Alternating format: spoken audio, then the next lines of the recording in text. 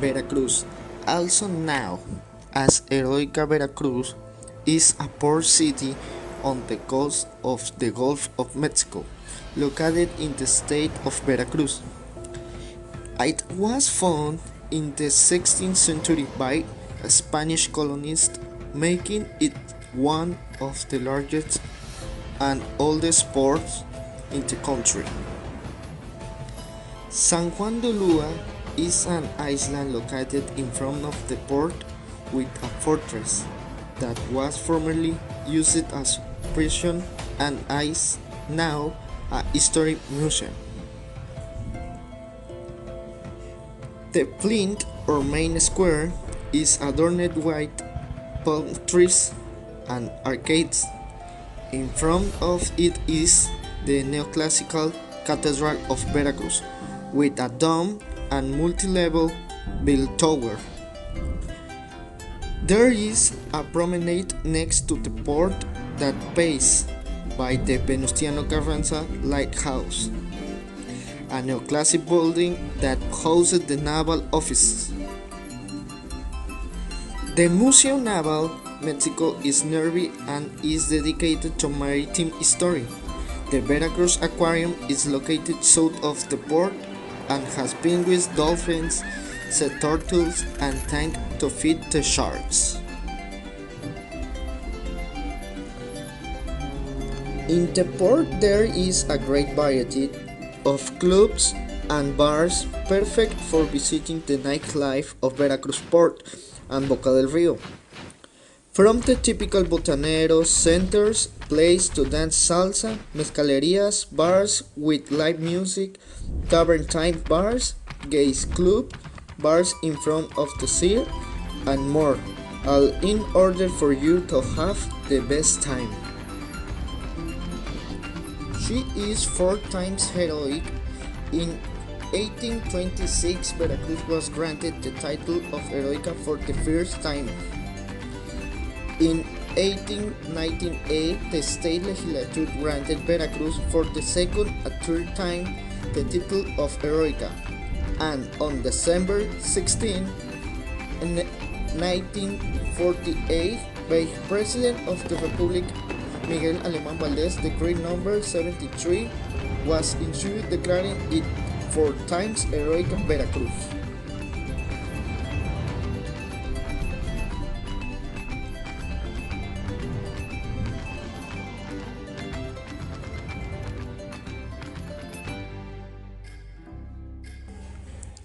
Veracruz is nostalgic, and that is what it feels like to walk along its charming Malecon.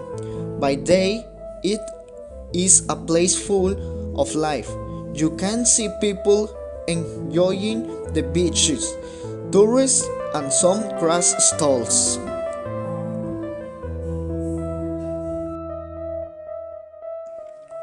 The Zócalo de Veracruz is full of surprises. You can find souvenirs and crafts at very affordable prices. But I recommended starting right in the square that the cathedral and the municipal palace share, as it is the meeting point for the danzoneros. Boca del Rio is located just 5 minutes south of the port of Veracruz, and they are practically urban areas as they share the Malecon. Unlike the port, here you will find hotels, clubs, restaurants, and a square of famous commercial chains. If you are looking for a party, nightlife, or want to go shopping, I recommend you take a tour of Boca del Rio. San Juan de Ulua is like an open book. Here every corner is going to tell you a history or a legend. So go easy, take your time, and you will really be amazed at all that those huge and humid coral walls have to tell you. Do not enter San Juan de Ulua without a guide. They are very accessible and the experience is worth it. If Veracruz can boast anything, it is that it has an aquarium with a low visibility signs to admire the beauty of the seas. you don't need much light. It is located inside Plaza Acuario, in the center of Veracruz. It has several rooms with more than 250 varieties of species and almost 4,000 specimens live in 7 million liters of water. Gordita and Picada Fair. The La Huaca neighborhood is one of the oldest, most traditional and most colorful in the port of Veracruz and in the country.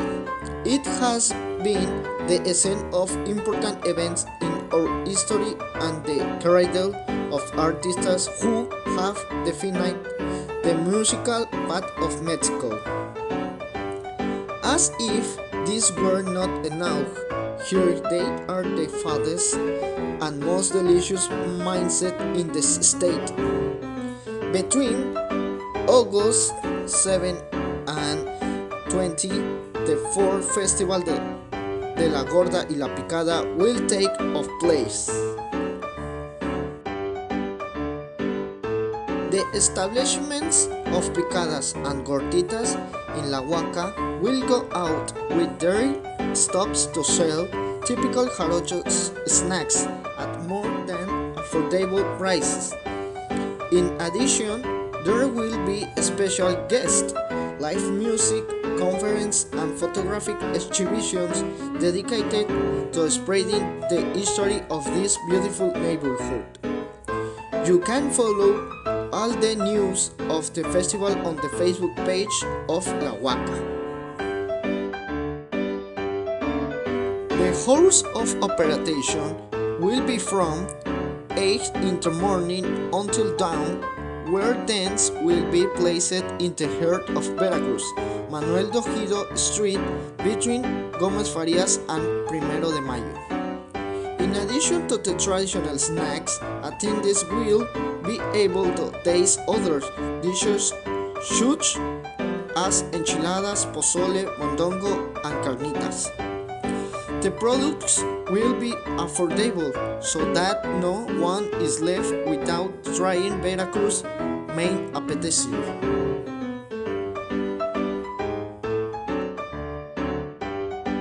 La Gorda and Picada are characteristic dishes of Veracruz breakfast.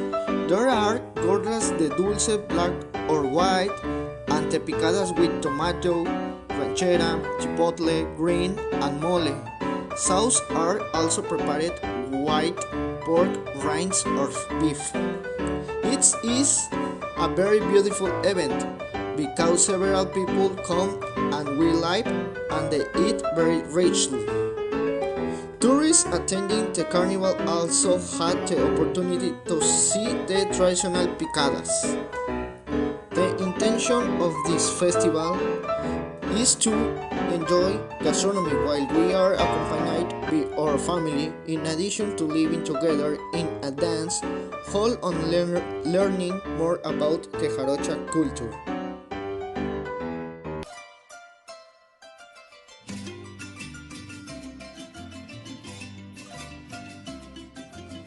The typical dishes of Veracruz and its recipes are characterized by having great worldwide recognition, a mixture of ingredients and color from the pre-Hispanic era, combined with various and exquisite contributions from the Spanish and French cuisine.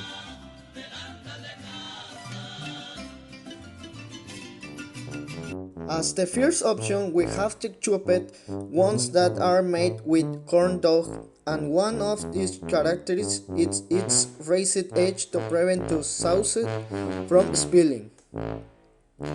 We have the coconut shrimp, which is a plate of braided shrimp that are filled with cream cheese and grated coconut, unspread with a cover of breadcrumbs and coconut. Another seafood is the comeback to life whose main ingredients are oysters, crab, pulp, and shrimp.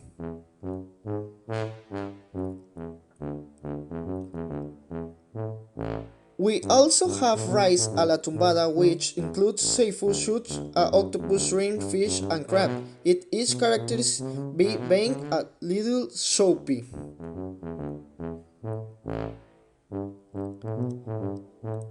An essential dish of the jarochos is the Veracruz style fish that has, in particular, a sauce made with onion, tomato, capers, leaves, oregano, and other spices.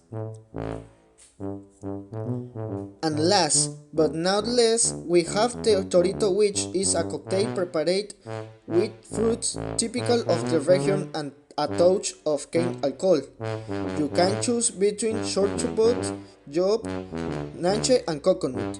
Important characters. Agustin Lara, he was born in Tlacotalpan, Mexico. He was a Mexican melodic songwriter due to his self-taught formation, his prolific production, and his incontestable success. Agustin Lara has been considered on numerous occasions as the Irving Berlin of Mexican song. Adolfo Ruiz Cortines, he was a Mexican political president of the Republic. His mandate meant a progressive turn against the more conservative orientation of his two immediate predecessors in office. Education and public health were promoted and the right to vote was granted to women. Salvador Díaz Mirón, he began his political career becoming a deputy of Fort Jalacingo in his native state. Among his most noteworthy compositors are Epistles, Sum, A Gloria, A Byron, among others.